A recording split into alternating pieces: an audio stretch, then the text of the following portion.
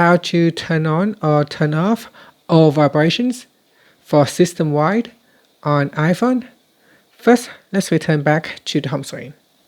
Now, on the home screen, tap on Settings. Then in Settings, we scroll down and tap on Sounds and Haptics. Then in here, we go down and tap on Haptics. From this list, you can choose Always Play, so always have vibrations turned on. Or you can set vibrations only play in silent mode, don't play in silent mode, or never play. So select one of the available options, and then tap on the back key or swipe up to return back to the home screen.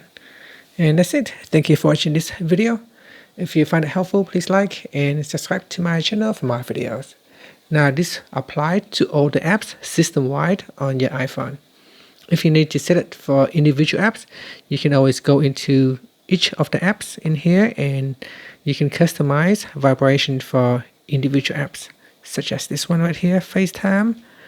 So if I go to say messages and then tap on notifications, and in here you can set sounds, notifications. So if we go down and tap on sounds, and from here you can set the haptics or vibration for each of the individual apps.